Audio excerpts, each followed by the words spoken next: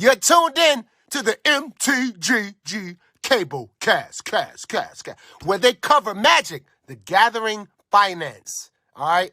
You don't know about it? You're tuned in right now and get ready to learn some shit. Buckle your seatbelts and light a blunt and get ready for the MtG Cable cast. Starring Reptar and Thirsty, them onion head motherfuckers. Fantastic. Take us in whenever. Yep.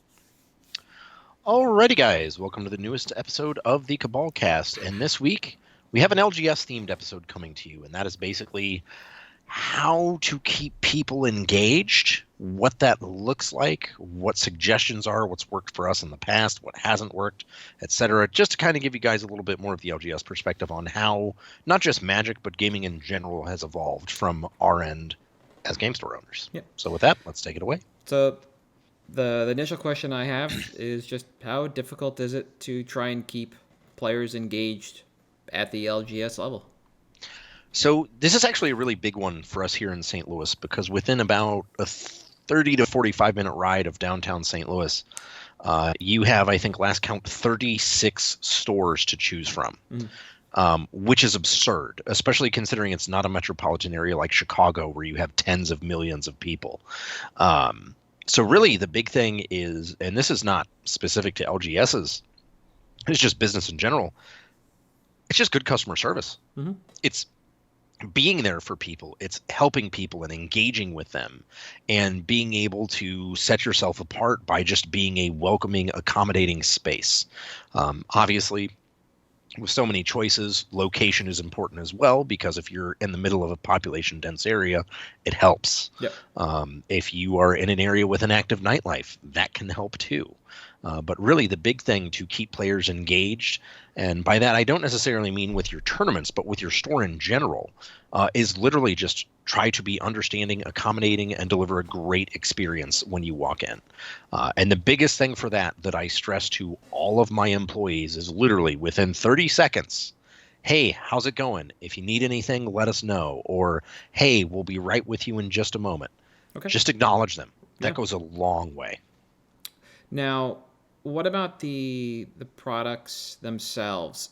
Will they keep players engaged a little more than, let's say, like if you were to market them versus just relying on what the producer or the manufacturer or the distro sends? So you posted in the podcast Discord, I think it was yesterday, the Murders at Karlov Manor kit that basically you could order from distro. It had all the promo materials in it. It was like you got a poster, some lapel pins, a bunch of shit as like door prizes, essentially. Literal shit. Yeah.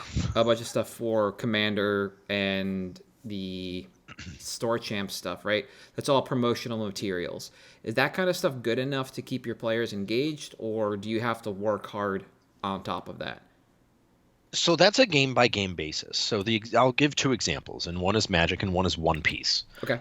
One Piece, you don't really have to try because they do such a good job of engaging you with their marketing materials. Yep. So they just introduced a card in the most recent set that's signed by Oda, the guy that created One Piece. Well, they have winner promos of that if you win a big event, you get one of those. One just sold for $50K. Okay. That's insane for a game that's been around for less than 2 years. That is absolutely nuts. Yeah. Unlimited Lotuses have never reached that, even during the pandemic. Mm-hmm. So, like, to see that happen, that is something that will keep players engaged with the game, because these promos that they're giving out are like, they're designated as cool promos that you get by winning an event, that you get by top 8ing an event. It's Yu-Gi-Oh did that. There was like Frankenstein like Crush whatever. Card and stuff like that. Yeah. It's your winner promos, but there's still cards that exist within the game. Yep.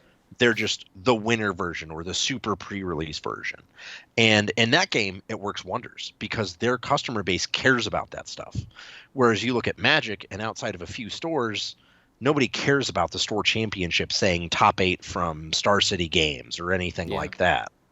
And in those, you really have to, like Magic, for example, you have to not necessarily force engagement with your players, but you have to put in effort to engage with your players. Okay. Some of the best events we have are the Pauper Win-a-Duels that I run. And that's not something that Wizards markets. Nope, not at all. But we get people from, 4 or 5 hours away who drive out for that event because they want to play Pauper and have fun with it and win some really cool prizes. Exactly. And it's such a game-by-game basis for those things. Lorcana was one that we thought off the rip because there was the D23 promos that were crazy. Everybody wanted them. So our thought was, we won't have to market it much because the game will sell itself because of stuff like that. That has not been the case. Oh. We've needed the heavy marketing. Okay. We've needed to start pushing those events. So it really is case-by-case basis on that and customer profile by customer profile. Okay. When you say Yu-Gi-Oh! Used to do those promos, there's a lot of high-end Yu-Gi-Oh! Players that got into One Piece, at least locally, that used to grind out Yu-Gi-Oh!, the YCSs and regionals, and now they're grinding out One Piece instead. So it really just depends on the player base for the specific game, at least for us, in order to keep them engaged. Got it. And I guess, in essence, you might be able to also lump together in one pool your TTRPGers and your tabletop gamers, because you can't carry everything for those players. So you are reliant on those players knowing what is coming down the pipe, so they can come to you for custom orders. Hey, I need this $150 kit. Yeah. All right, cool. We wouldn't normally order that, but we'll get it for you. Exactly, yeah. But the engagement that I've seen for tabletop players, not TTRPGers, is more around like whole day events. So we can talk about that later on. So it's just like they know what they want. Yeah. And if you deliver the thing that they ask you to, they'll show up. Exactly. And they'll keep buying it from you, and that's the engagement that you'll get from a tabletopper like that. Yep. TTRPGers will come back to you if you offer the space and you offer the books. Either on the shelves or special order. And that seems like that's the key to unlock that relationship. Yeah. Now, when it comes to games that do have pre-release events, so we're basically talking about collectibles, did those bring new people in? So it's been kind of nice having 5 games effectively: Yu-Gi-Oh!, Pokemon, Magic, One Piece, and Lorcana, because you do see how it affects the different customer bases. Yep. So Magic, not really.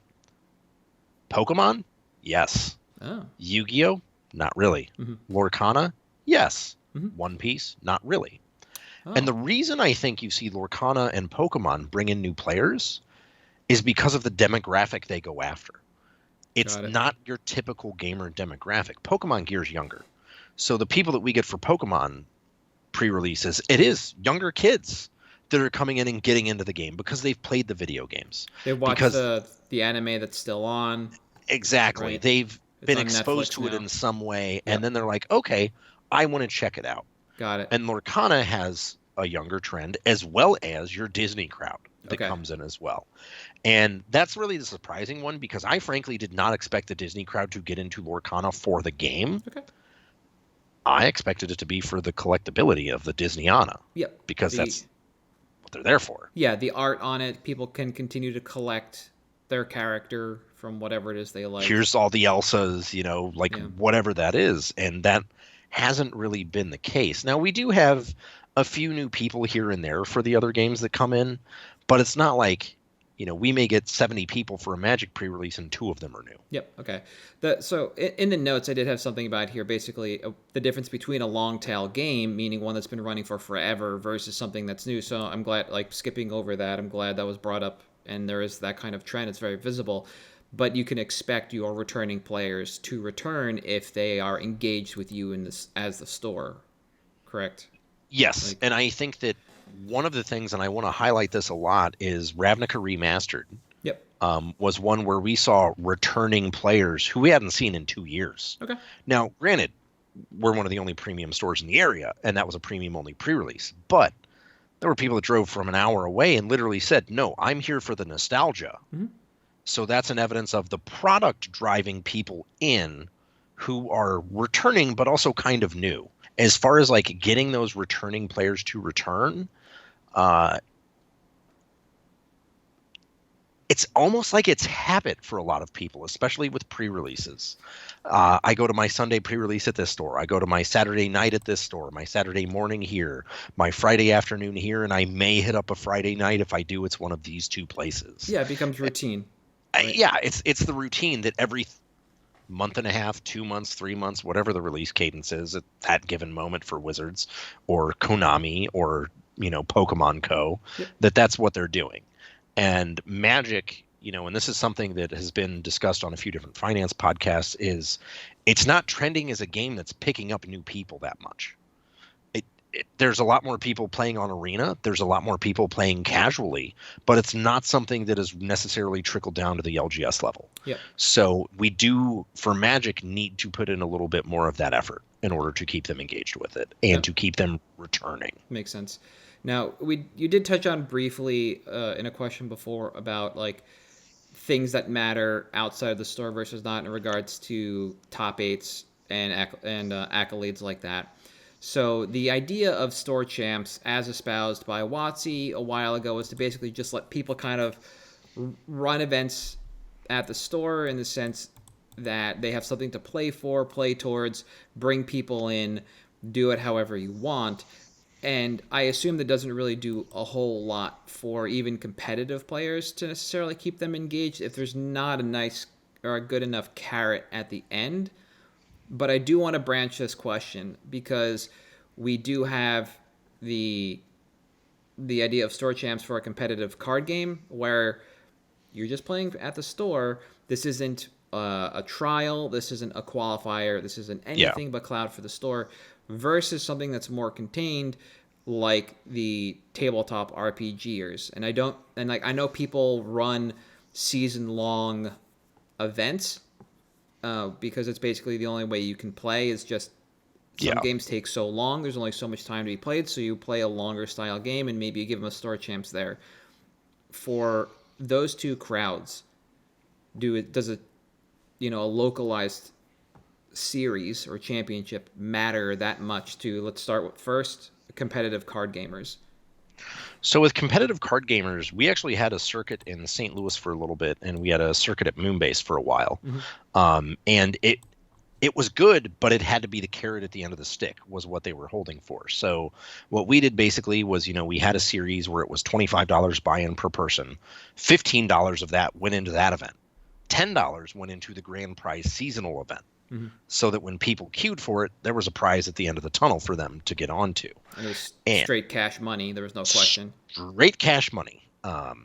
Now, the thing with card gamers is they need a big prize at the end. Yep. The competitive ones, and this is, you can ask any store this, typically you can have a competitive crowd, but the competitive players aren't necessarily loyal to any given store. They're going to go where the best payout is. They're going to go where the best EV for their time is, because grinders grind to make money, to end up ahead, to get something for it.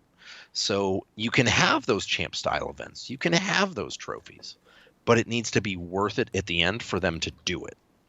Now with tabletop players, you give them somewhere where they can have a beer in their hand and they'll play for 12 hours. Yep, doesn't matter. Exactly. They're there to hang out, and they know their event is going to take a while. And a lot of times, they're literally just happy to have a place to play. They're just grateful you've given them space, that you have terrain. Block out the time for them where they can just do their thing by themselves sometimes. And not be bothered. Yep. It's huge. And those guys are the ones also that, and I will scream this into the clouds, I have dealt with more tabletop players and tabletop RPG players who say, I would rather support the local store, even just percentage-wise, than I've ever seen from card gamers. Mm-hmm. Because, look, we've all been on Amazon. We know those D&D books are $10, $15 cheaper than our local store. But we also understand that local store provides us a place to play, a place to hang out that isn't necessarily our house. Or maybe a connection to the rest of a group or a DM, what have you. Exactly. So people there tend to be more grateful for it. So they don't necessarily need those competitive events. They just want the space to play and be happy for it. Because, think about it. If you've got 10 to 12 people playing Magic, you can host that at, a kitchen and dining room table. living room table, whatever. But if you have 10 to 12 people that are playing Warhammer, they need a space for that. Yeah. So you don't have to provide them the big carrot at the end of the stick. You can literally just say, guys, we got snacks and tables, and they're happy with that. Yeah. Okay. And I like the fact that there is juxtaposition there, because it just goes to show that there are different groupings within the gaming or gamer community, and catering to each one of them is going to be extremely important, because they all interact uniquely and they all engage differently. If you just flow through psychology and how humans interact with one another at a romantic level, you learn about love languages, and like the love language of the tabletop gamer is just give me a really big table to play on, and I'm happy. Yeah, and like 6 other ones for my friends. Great. And that's it. That's their love language. We just want space and to be left alone. Yeah, pretty much. And that's the thing. Like we'd check on them at Moonbase periodically, be like, hey, you guys need anything? You good? You need a beer? Need a drink? Need to buy anything? No? Cool. Great. Well, leave you to it then. Yeah. Have fun. That's fantastic. Now, to stick with the card gaming stuff, because this is kind of the easiest thread to pull. Prior to lockdown, and again now, we're seeing the opening up of more competitive events that do funnel into higher level organized play. You could think about it like Pro Tour qualifiers, Grand Prix trials in years past, into Star City Open trials, and now regional championship qualifiers, right? Yep. So do those style of events keep players engaged with the store? We know players travel to play in those events to grind their invites. Some players do eventually come back. You want your regulars to come out and play in those events regardless of whether or not they are going to go to the next level. You want them to be out there. So I have the question about that, and then also kind of a follow-up is it easier for you as a store to buy into those kinds of events where they basically provide everything for you, or try and get your players to engage with, like you mentioned, the series that you had to create from the ground up? So I think the easiest thing now is to buy into those. But the way it keeps your players engaged is pretty unique. So what we found is basically, now that we have signed up for RCQs, regionals, whatever, our regulars come in to play test with their friends and hang out. Mm-hmm. Because we're local to them. But knowing that those events exist is enough for them to say, hey, let's get 8 of us together to have a standard pod or a draft pod or a modern pod, and we're going to go and fire it up. Because we're one of those stores that, like, look, if you bring 8 people and you want to run an event, we'll run it on the spot. Yeah. And I think that's allowed us to be that's allowed us, and it should allow a lot of stores, to cater more directly to their locals. You show up at a Tuesday afternoon at 4:00 and you've got 8 people and you just want to jam and test and like maybe have payout for it. Cool. $5 skins. Mm-hmm. Sign them up and let's go. Okay. And it gives them an incentive to not only test there, but also to kind of get in that competitive mindset while testing there. Mm-hmm. And I think that's one of the big things that a lot of stores can do that helps set them apart is you don't even necessarily have to be a store that has an RCQ. Or it could be another store that weekend and you're just, hey guys, we're having open testing here. We've got a gauntlet built. We've got competitive players that are coming out. Let's just run with it. Okay. And I think that's been one of the nicest things that it's allowed to happen is testing teams are back. Yeah. I mean, testing teams, as I'm sure you remember from back in the day, were great. We didn't sleep much. We were up until 3 a.m. the day before the PTQ because we were figuring out our sideboard or whatever. And I can never have enough combusts because I always forget them at home and I need them for my sideboard. That's fair. Yeah. No, I like that. It's easy that they have made it easier to buy into those events, especially with the frequency, because you no longer, as a store, need to hold every single one. You can trust that your regulars are going to come, your regular competitive players are going to come back, and that the carrot at the end of the stick, in regards to OP, at least for Magic, is large enough or good enough that players will travel around, and maybe you can convert, which might be the goal when you hold the RCQ, is to just try and, bring people in. Yeah. To jump back over to tabletoppers and TTRPGers, which we've talked about a lot. We've basically broken this question apart and answered it over time. is it really enough for your tabletoppers in particular to just kind of hold weeklies to bring them in like that? Because we talked about just give us our space, leave us alone.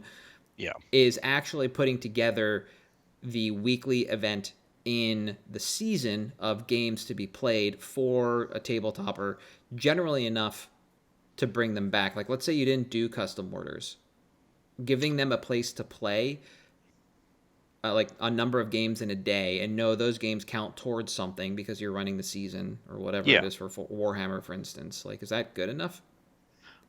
Typically, I found that it is, and I think part of that is because especially in larger cities where space is more expensive, there may only be one or two shops that they can choose from. So you being able to provide them the space, even if you don't special order the products, you just carry your main line.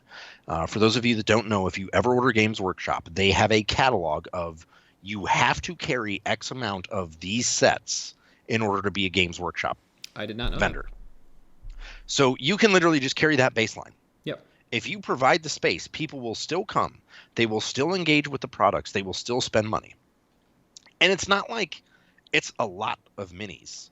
It's literally just like 2 of all the base sets, basically, and some of the like build and plays. So you can convert a looky-loo into a player, and then your Games Workshop makes their cut in the end. Yeah. Yes. And that's I think one of the best things about it is that with tabletop gamers, it's so much more visually appealing to a looky-loo than a trading card game is. Because you see all these great, cool painted minis moving around on this map. You see dice rolling, people are getting excited, so it looks a lot better. And it is enough, because not only then do you provide them with the space, you provide them with new players. Yep, exactly. Because they walk by, they see, they want to engage, and they get into it. When I played Warhammer as a kid, it was literally because I went to a store where they were playing, and I was like, damn, that looks fun. I want to check that out. And they had the displays with all the painted minis and stuff. And that's the kind of thing that it doesn't take a lot. It just takes, hey, this is your guy's day. Well, they're going to be there every single week playing on their day, trying to engage people, and new people will be coming and going. And it's a huge advantage to be able to have that. It's also nice because those are fixed margins. You can literally look up what those cost. And guess what? If I sell Games Workshop, I'm bound by MSRP. Oh, okay. Yeah, that makes sense. So I know I'm going to make 30, 40% on this product. I know the market's not going to fluctuate. They're not going to ban Space Marines. They're not going to ban Eldar. Those are just going to be there. They're going to, and guess what? Everyone that buys those models has to buy a book. And so there's free add-ons on there as well. Yeah, and if you also maintain, not through Games Workshop or whatever it is, the paints. Yeah. Stuff like that to go with. Yeah. Yeah, Citadel paints, stuff like that. That's other stuff, because, with trading card games, your add-ons are sleeves and that's it. With minis, you have a lot more add-ons.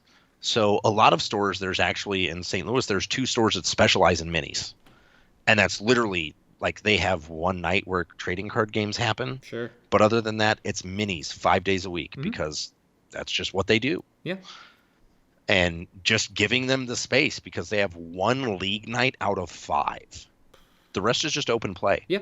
But their open play tables are taken up every single time because they provided the space. Yeah.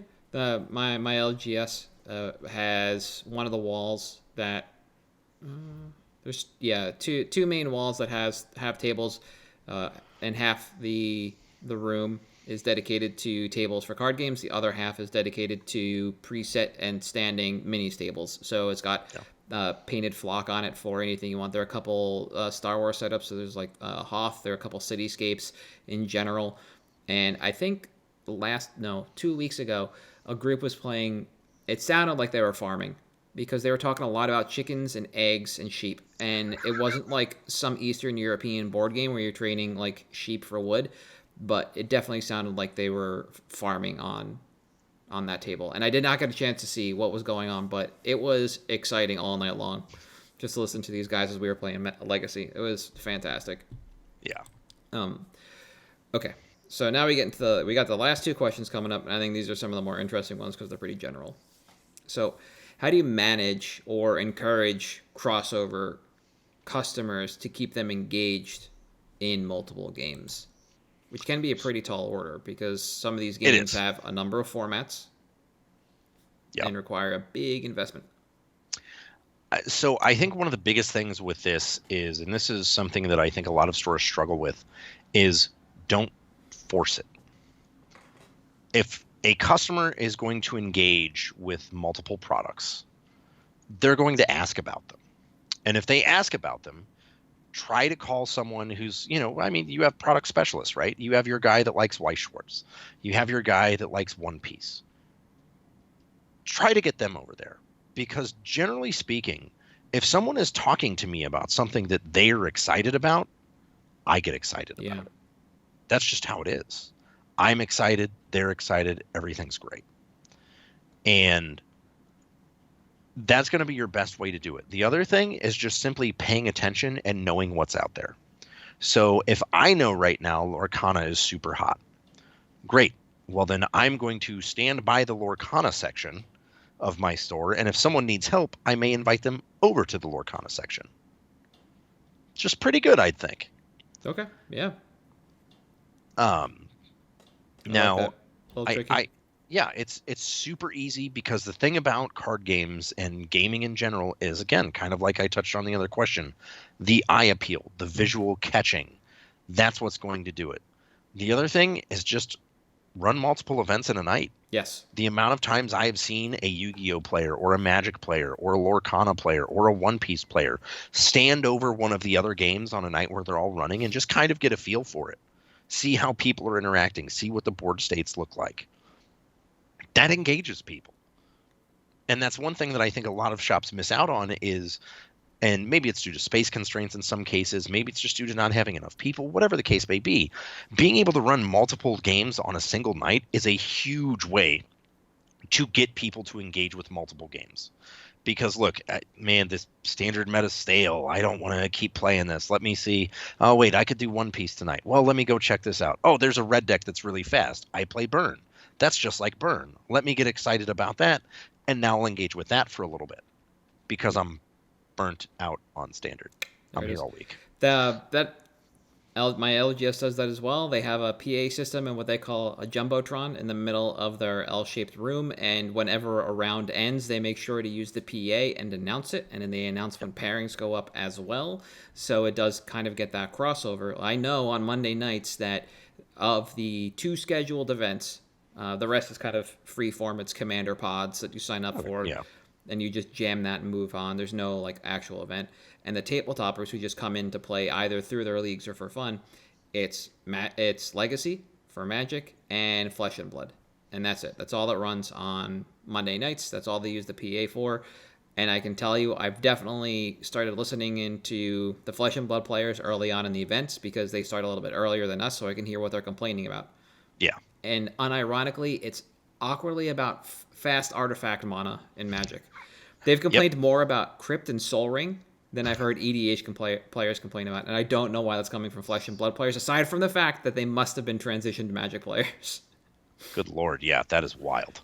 So, I think it's a good option. Don't force, but also kind of guide. Yeah, right? Yeah, it's really easy, and I think a lot of people lose track of how easy that is, honestly. Yep. I can tell you that I rarely see people playing Pokemon at my LGS, but when you walk through the store to get to the play area, the Pokemon singles case and the newest, I don't know what you want to call it, are right there in front of you, adorning that case. It is very bright in comparison to the other cases, and because it's the end cap, it gets all the attention. It's also right next to the buy station. But when Worlds happened in Japan, they basically had everything from Japan in multiples. So I don't know what you want to call it. The bags, the play mats, like everything that you could get at that event was brought back to the store. Yeah. So that's what they put in this case, on the case and the wall besides the singles. And yeah, I do check that case out almost every time I walk by, but that's because I'm a sucker for shadowless base, and they do get that product from time to time, so I just kind of check out what's there. Also to keep up on prices, and I almost bought one of the play mats that came back from Japan, but it was like $100 and some odd. Like I don't even use a hard play to mat. justify that. I was the only player at a Legacy event, top 8 at it and everything, 60-person event at capped without a playmat. Why? I don't need one. The table's got a mat on it. Good enough. We run it. That's fine. Exactly. I have a million playmats. I'm going to stack them to the ceiling one day. I'll make a cloak out of it. That's going to be really nice in the winter. It is. All right. Last question. Do incentive programs work? So at my current LGS, they're figuring out what they want to do. If you want to come in and just jam, it's $10 to use a space. Otherwise, it's built into your cost for the event. Yeah. That my previous LGS, if you bought into the incentives program that they kind of stopped telling people about because the options really faded away, it was 20% off of select items in the store, and then eventually it became free entry into a draft for Magic players, a draft after it was like playing 9, get the 10th free, and pre-releases counted towards that. So that one was just passive. They just gave you a card. You had to remember to bring it. That was kind of the cost to that one. The percentage off was it was ridiculously cheap. It was like $20 a year, and I only really used it on singles because it didn't work on sealed, because that would just make a box negative. Like it would be negative. Yeah, negative profit on hemorrhage money on that. Exactly. And then once singles went away, like you had to ask to re-up to get your percentages off on supplies. Basically, at that point, that's what was left. I never really saw any of those programs entice people. Like the only time I was really excited to do that was to buy it and then immediately use it on pieces of power back when they were nothing. Yep. Cool. That worked for me, but it didn't. Nobody really knew about them, and nobody was really excited for them at my store, at least that first store. Yeah. Have they worked for you? Have you tried anything? So incentive programs are strange at an LGS because you operate on such thin margins that you either have to make it so good for you that it doesn't incentivize the customer, or, like you said, you need to make it bad for you so that you lose money. Now, there is one store I have seen that has one of the most incredibly well thought out incentive programs I have ever seen in my life. And it's a store here in Missouri, about an hour and a half-ish west of St. Louis. Mm-hmm. And they have a $20 a month member program. And what that does is for $20 a month, it gets you one free pre-release for every Magic set, or One Piece set, or Yu-Gi-Oh set, or whatever. It also lets you pre-order one box of every product at SRP. Now, why that's relevant is because in games that aren't Magic and aren't Yu-Gi-Oh and aren't Pokemon, those box prices can be double or triple SRP at release. So it incentivizes your fringe game players, who are often your most rabid customers, to engage with the store more. And that's a good thing to me, because fringe game players tend to cycle through fringe games. So if you can get any kind of loyalty from them, it's great. Now, some people are like, but I'm not making as much money. Sure, but you're making money. Yeah. And the way I think about it is, look, if I am paying $45 for a One Piece box and I am selling it for $130 on launch day, I still got that money from them, and they paid $20 a month to get the privilege of doing that. Yep. Not to mention if you're, you sign up basically for what game you're there for, and that's the pre-release you get. So if I'm doing a Magic pre-release every 3 months, you paid $60 for that pre-release. Not 30. Not 30, yeah. 60. And it's one. Yep. So to me, that's an incentive program that works. The other ones that you'll commonly see is like Cool Stuff did it, Miniature Market did it, where it's just a 1% cash back. Frankly, cool. That didn't incentivize me to order with those companies more. What it incentivized me to do was, after I ordered, see how much credit I have and save myself 25 cents. Yep, that's basically, there was another store by me that just had singles, and that's what I did over time. It was some percentage on every purchase. That was their loyalty program. Yeah. And I just banked it, and then eventually spent it. But Yeah, I like the cashback one because it's passive, and people might often, they'll forget about it at some point in time, and if they want to spend it on something big, that's fine because, for $100 in credit, they spent, what is it, 1,000, 10,000. Yeah, 1%. Yeah, It's 10,000. Cool. $10,000. Yeah, awesome, like fantastic, great. Like that's an incentive program that works because it's passive. The other one that you described reminded me of like a gym membership where you forget about it for 2 months and then you walk and you're like, hey, I got this thing. Cool, let's do it. Or a streaming subscription that you forgot about until some show goes up, and that is very well thought out, and it makes sense because it doesn't allow people to run roughshod over events, but it is also really unique too, where I don't, and I've never heard anything like that. So. Yeah, it was just wild when I heard about it. I'm like, oh my God, that's actually like really good. Yeah. Anything else about customer loyalty as an LGS owner employee before we go over to picks?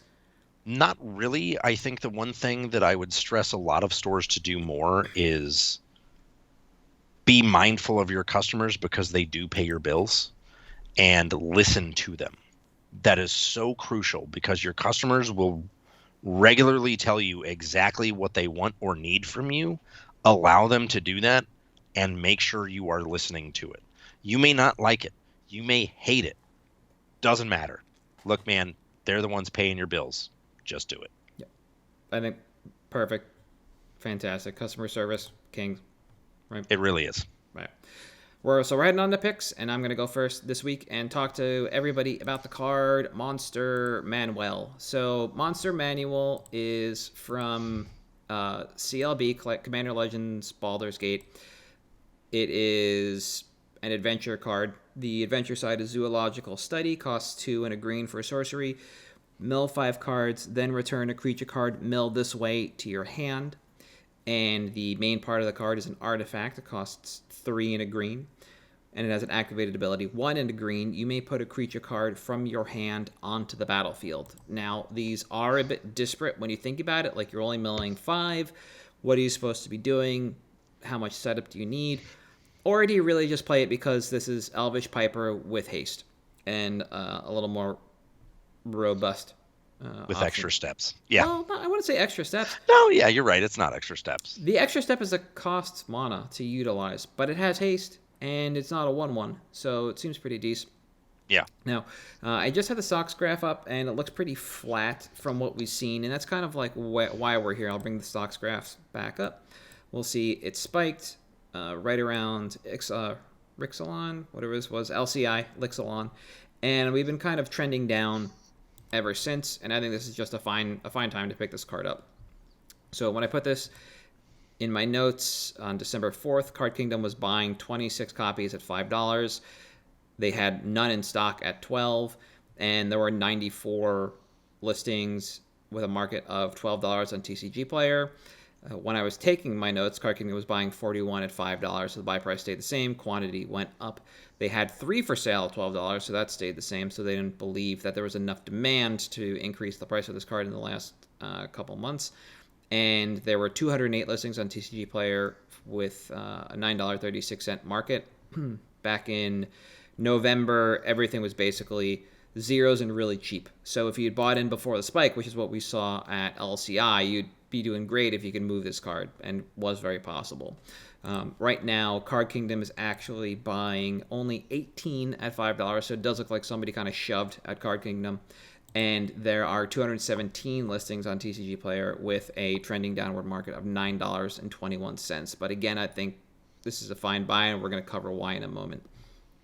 So when we look at Monster Manual and we think, okay, what does this card do for us in Commander on the whole? Well, basically, you're going to play this in a deck where cheating creatures into play is tantamount to your game plan. You want to put something in that costs 8 and pay 2 instead? Cool. Monster Manual's got you. That's it. That's what we're here for. I struggled to write notes about this because really reading the card is explaining the card in such an obvious way that I felt like I was just being reductive and repeating myself after a while. So this is going to be pretty quick overall. Now, when we break down, utilization in the format on the whole. The mill aspect of the card doesn't seem to be utilized too much as the build-around aspect. We don't see much utilization in Sultai decks, which is where you kind of expect this, especially in Sidisi Brood Tyrant, which pays you for putting creature cards into your graveyard from your library, and this mills 5 and then can make zombies, and never the two shall meet for some reason. Yeah. But we do see this in Gruul-based decks, and that means Gruul, Temur, Nea. Those decks, they want to play creatures way up the curve ahead of time. They want to be ramping from hand and from library, just dump lands into play, start playing 7 drops on 5. Cool. That's what this card does. So, in essence, Monster Manual represents a hardier Elvish Piper, like we already talked about, with upside, which is the adventures portion of this. So you can start cheating your chonkers into play ahead of schedule. You can cheat them in for cheap. And you can do all of this while you ramp into your other chonkers and just really put the table in a squeeze, dealing with so many high mana value threats one after the other. Because if you drop a chunky boy on 4 and play a ramp spell, and let's say it's explosive veg, then you can play another one on 5, and you have 6 mana left over to play a 6. That is a lot of power you can be putting on the board over 2 turns, 2 activations of Monster Manual, and 1 just casting the hard way, so to speak.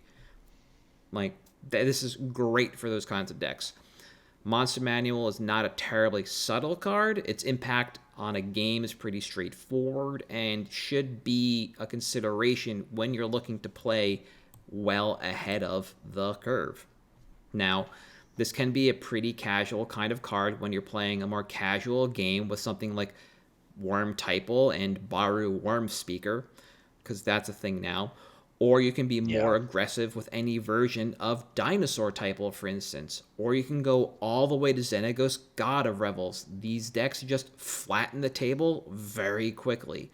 So this does cover a decent chunk of the possible player base we're going to see this in, which is fantastic.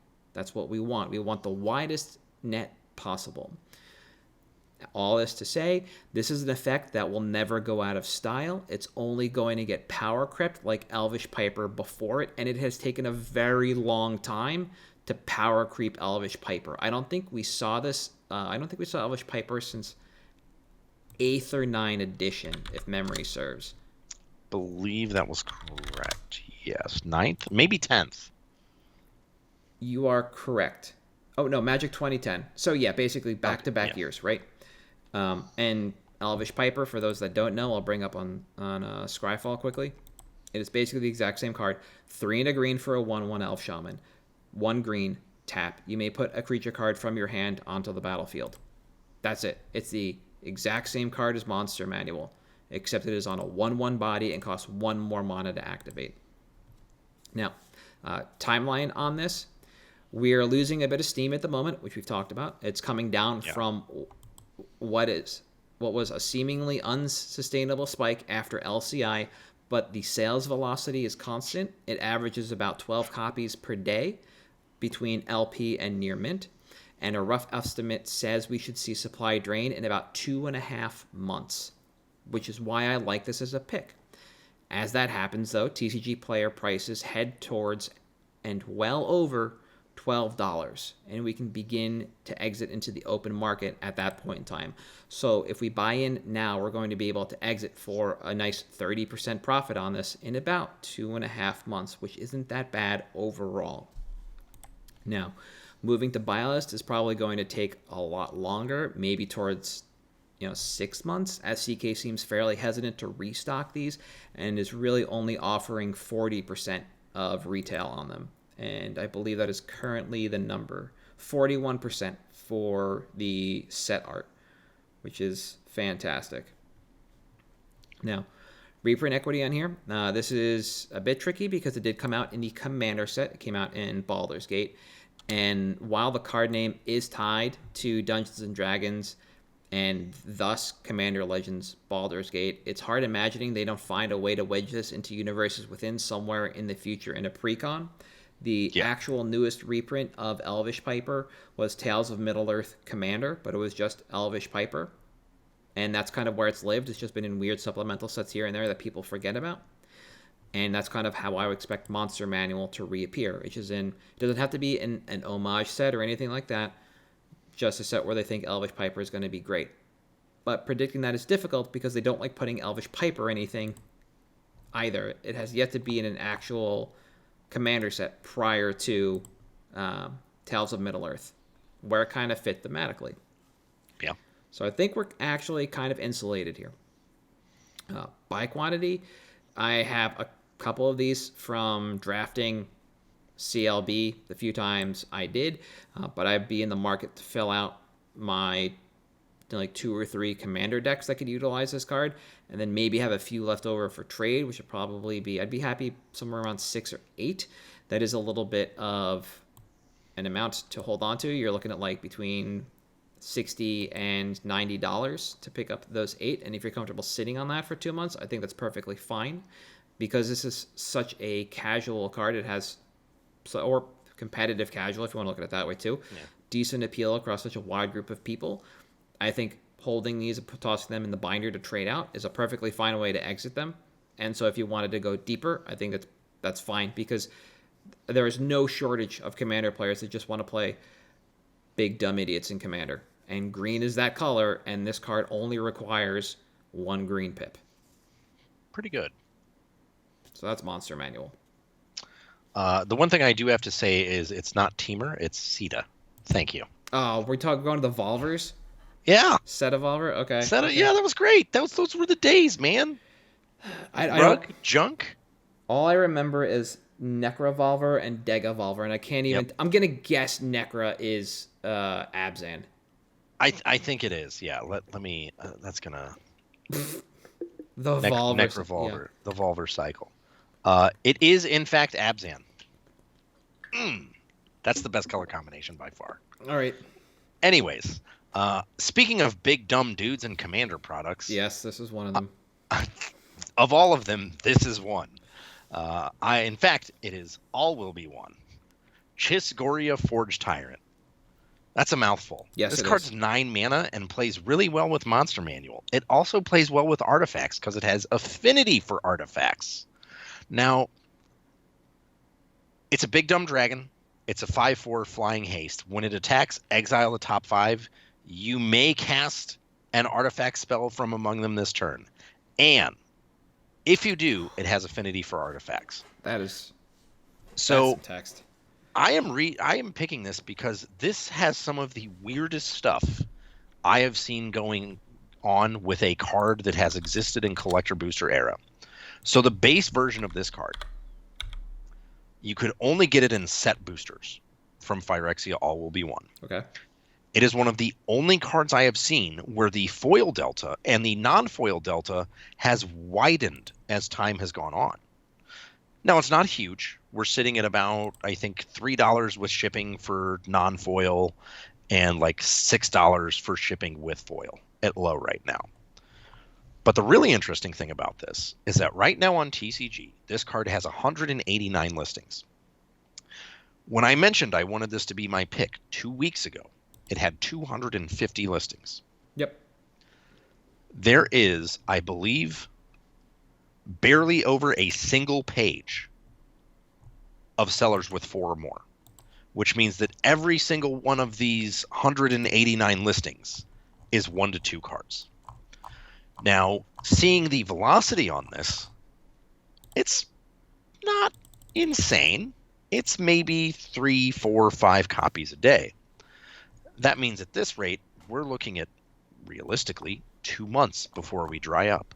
But this delta is really strange that it keeps getting wider and wider. Yep. Now, Phyrexia All Will Be One, gone. Doesn't really exist at distros. It's kind of there, but not really, not in a huge quantity anyways. So this to me is one of those cards that sits on the fringes of awareness, and you'll wake up one day and it's going to be $20 because it's a mythic from a set that was printed in collector boosters, and this version of the card doesn't really exist in collector boosters. Now, the one that does is the extended art. Same thing's going on with that, where you have a widening of the delta. It's just really strange. Me, I've ordered 10 of them. I think that's the quantity I want because this is not a 60 card deck. This is or 60 card format card. This is an EDH card through and through, not just because it was printed in the Commander format, but because it's 9 mana and it's affinity for artifacts that isn't Ravager. So it's an EDH card. That said, this is going to be one that I'm going to be paying attention to buy list to, because I would expect to see this one start gradually creeping up. And again, it's just really strange because this is not what we see with collector booster cards. In the modern era of collector boosters, pre-play booster, you didn't see a wide foil and non-foil delta. And if this is happening with a card on the fringes where no one's paying attention, it's only a matter of time before it happens on cards where people are paying attention. Yeah. So this is kind of a market call out. Pay attention to this stuff, as well as I just think this is a big dumb dragon that does big dumb dragon, big dumb artifact things. Yep. And it plays really well with Hellkite Tyrant if that's a card that you like.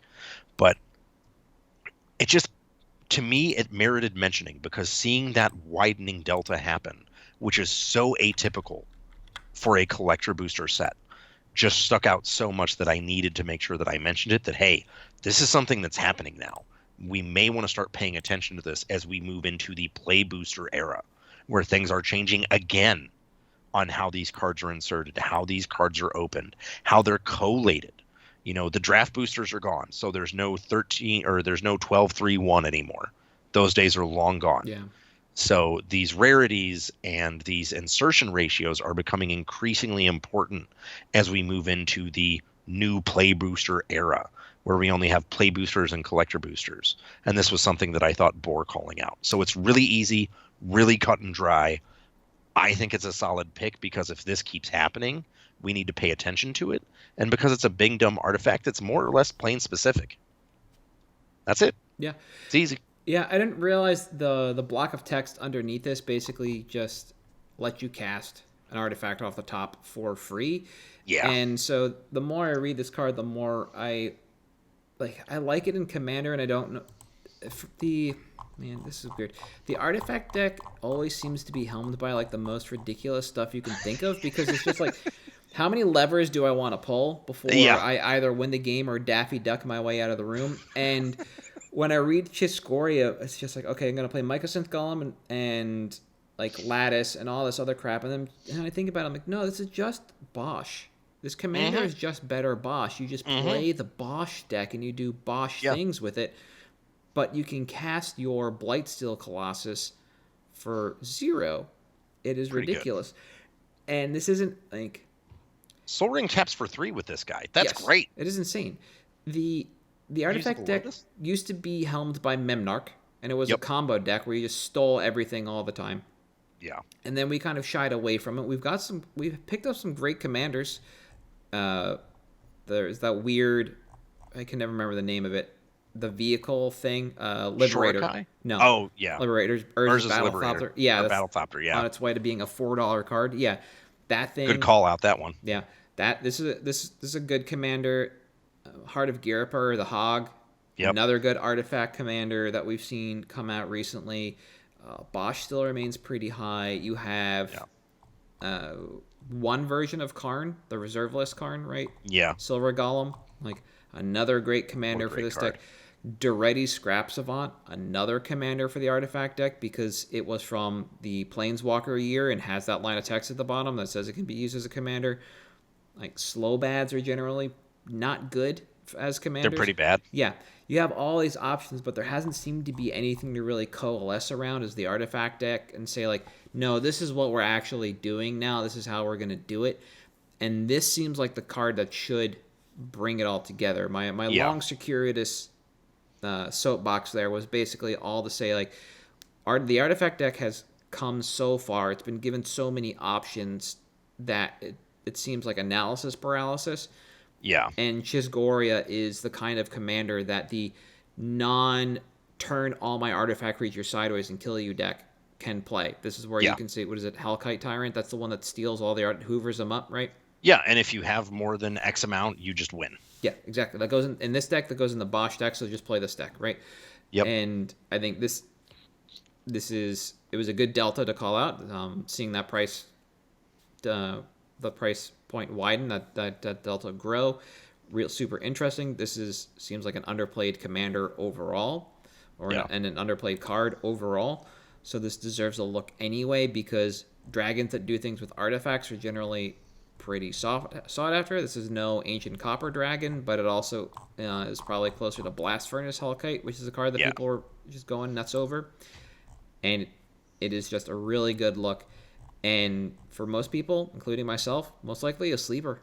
Like, I had no idea this was even a card until you brought it to my attention last week. I thought it was...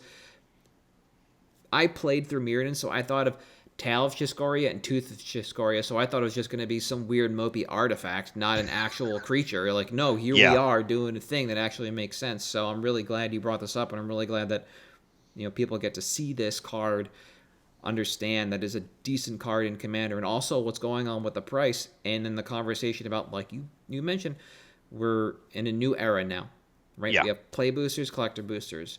We're not doing 12-3-1. We're doing like doesn't matter 4.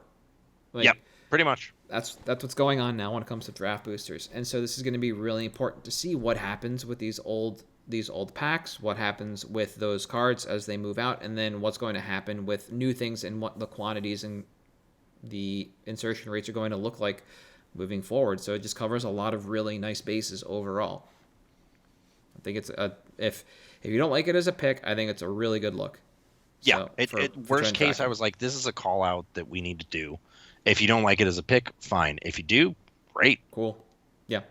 So I like it overall. I definitely bought a bunch while we were talking. And I think on that note, I'm going to end the podcast and skedaddle before people get mad. So for at MtG Cabalcast on Twitter, Facebook, Patreon, and YouTube, I am at HaltIamReptire. You are... at Damon_Thurston. And we'll see you next week.